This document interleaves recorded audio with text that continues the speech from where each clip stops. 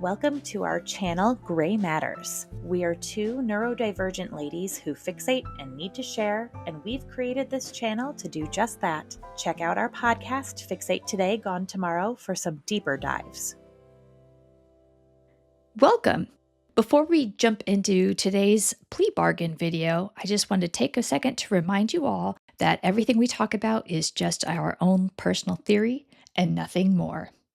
Also, today I'm relying on quite a few clips from JLR Investigates, Hidden True Crime, and Robbie Harvey. They all are great channels, and if you don't already watch them, definitely go ahead and check them out. So, what are plea deals and how do they work?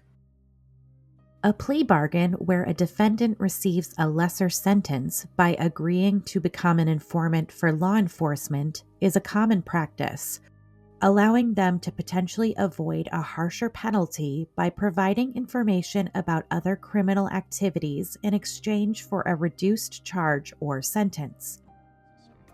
97% of all federal convictions today are obtained through plea bargaining, not through jury trials. The principle behind plea bargaining, then, is that the right to a trial belongs to the criminal defendant, just like a piece of property does, and that, in essence, the defendant can sell the jury trial right to the prosecutor in exchange for a lower charge. I think where we are today is that...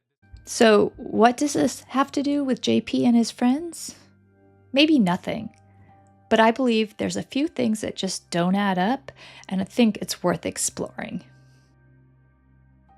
A defendant, or even a person accused of a crime, may be able to plead to a lesser offense or have some charges dropped entirely if they cooperate with and provide information to the police. Right, but how pivotal are human sources and undercover operators in this fight against organised crime? I guess they're the key weapon against organised crime. I don't think you'd find anyone in law enforcement that would argue that point.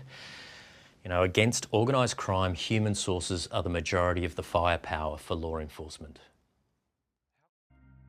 Sentences may be shortened as well. Often, people accused of a crime and have not yet been arrested may not be aware that they should speak with an attorney before agreeing to participate as a confidential informant. A plea deal may be promised at this time, but police don't have the authority to actually enact a plea deal if the case goes to trial. Mica, right? I looked today. I mean, he has 4 lawyers. Literally him on this case. 4 lawyers. And it seems like... We love our viewers, and I think this comment we received is a great place to start. The FBI just became involved way too fast and referred to it as an ongoing investigation. Second, multiple times JP referenced that Mica had called him a double agent. Of course, according to him, it was always when she was, quote, off her meds. We were watching TV and she just stopped and said, "You're a double agent." And I said, "No, I'm not." She says, "Yes, you are." She said, "And I'm going to call the police." She said, "You're a double agent. You've stolen my things, and I'm going to put you in jail." And I was like, oh. And finally, and most telling, I believe, he is still a free man despite all the crimes he has even admitted to. I'm trying to go through a few of these potential or probable or likely crimes and figure out how we got here without any consequences. Because this is a crime. It's clear that Mica's being stalked, seriously stalked. She's being tracked, she's being followed, she's being harassed, her tires are being slashed, and nobody seems to care. Only days before she wrote these words, that husband sent her an apology letter in which he admitted to placing GPS trackers on her car, slashing her tires, and posting a topless photo of her online. Now, almost 3 months. Some positives for becoming a confidential informant via plea deal is protection by the police, earning the trust of police, keeping your record clean, and being a part of taking down a criminal organization. For instance, the police often want to use your information to help them get search warrants from a judge. FBI served a search warrant today at the home of Solid Rock pastor John Paul Miller. J.P. Miller became a focal point following the death of his wife, Mica Miller, back in April. Well, Jay, we reached out to the FBI's Columbia field office, and they told us they're conducting a, quote, court-authorized law enforcement activity at the home. Well, back in May, after... In these cases, the informant's identity is typically protected as well. This is crucial and sometimes may not happen if someone leaks the identity during the investigation or trial. Law enforcement is unable to 100% guarantee the informant's safety, and there is a risk of retaliation, especially if the informant must testify against a powerful criminal. Another way the police can utilize you is working as an undercover agent, making controlled buys of illegal drugs and narcotics. These controlled buys could be videotaped or audio taped, but eventually your identity would need to be revealed, as you may be called as a witness to testify in court to prosecute the target.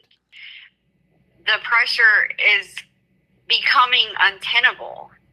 That's the problem. That's what I mean when I say something's got to give, because this is unsustainable. This cannot keep on going forever because someone will get hurt, something will happen. So The plea bargain deal to become a criminal informant may involve stipulations that ensure the informant gets all the benefits promised. These stipulations may include being drug-free or contributing to a specific number of arrests. The deal can be taken off the table if stipulations aren't met, and this can be out of the informant's control. While you work as an informant, you continue to maintain relationships with people who may be a bad influence upon you and who may lead you into temptation.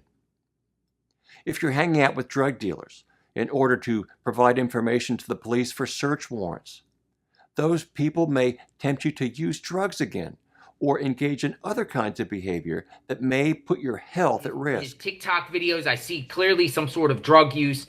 I mean, if people say that he's not under the influence when he takes these drugs, I don't know, because I can definitely see bulging veins, pupils kind of weird, just shaking and just like he's having like things come at him at all angles and he can't take it anymore. Yeah. I mean, that's how I see it. If other people think there's a normal person here releasing TikTok videos, people might think that, but I don't. Yeah. Oftentimes, confidential informants are convinced to work with police with the incentive of either reduced or no charges, and a plea deal if there is an arrest. How do you win their trust? Sometimes you're acting like a concierge service. They've got plenty of money and all of a sudden you can give them things that they don't have access to. It allows prosecutors to concentrate their efforts on high-level offenders and bring those to trial without having to bring every case to trial that involves a relatively minor offense. There's a separate set of issues in terms of how you encourage certain defendants to testify against others. And in principle, you can certainly appreciate, the goal of wanting to encourage certain members of a criminal organization to give honest testimony against others. But in practice, what you see happening is the prosecutor essentially coercing defendants into giving testimony that the prosecutors want, whether it's true or not. Since that tragic day, her estranged husband, Pastor John Paul Miller, has been the subject of whispers and rumors and rampant suspicion, even though the pastor hasn't been charged with anything. According to author and Harvard law professor Alexandra Natapoff, quote, 95% of all criminal convictions in this country are the result of a plea deal, not a trial. This makes justice a negotiation instead of a determination of guilt or innocence. Confidential informants make this even more tenuous, where serious crimes can be worked off instead of serving time. This results in vulnerable people possibly risking their lives. The way that I described the other members who left. So they got some skin in the game here, or they're involved with something. Anything. Oh, this is run-of-the-mill. Like, this is standard DEA. So putting informants at risk is just perfectly acceptable conduct? 100% is completely acceptable to them. Can you tell me? Natapov says, quote, "The state can cut a deal with anyone, which means informants can be the most serious criminal actors or the most vulnerable people. Police most often dangle leniency to those who are accused of a crime, pressuring people to become informants and possibly risking their lives." So I think that because it's such a small group at this point, I think that these Sunday quote-unquote services are probably more like strategy meetings for them. About 2 weeks ago, there was a secret meeting at the church. Yeah. Between him, Trisha Ross, who else? Randall. Who else was there? Susie. Mm-hmm. And it seems like from that point of this meeting, we're seeing now type of like an escalation on their part. Yes.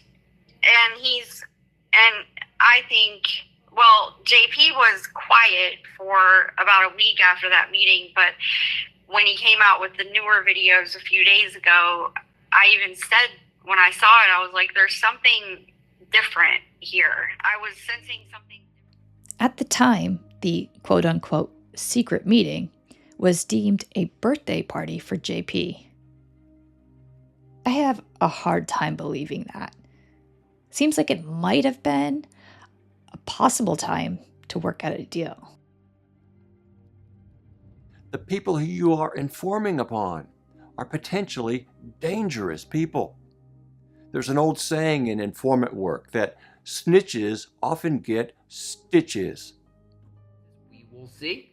He knows he's under investigation. He has to know that people around him have been speaking to the FBI. It's probably why he's acting how he is. And so it affects those that come after us. No person in this room lives or dies unto himself. Every person in here, we all make decisions that affect those who come after us. When police are more concerned with closing a case than finding the truth, being a confidential informant can truly mean risking one's life.